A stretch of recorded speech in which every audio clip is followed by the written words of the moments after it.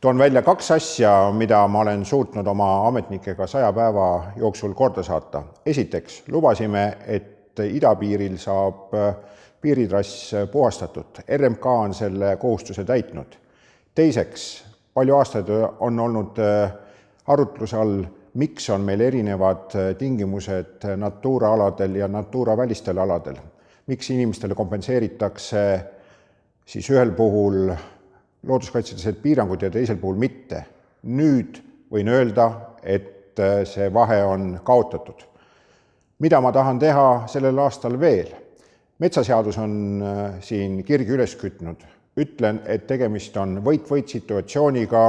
Me oleme teinud ökoloogilisest aspektist parima võimaliku, aga ka majanduslikust aspektist mõistliku.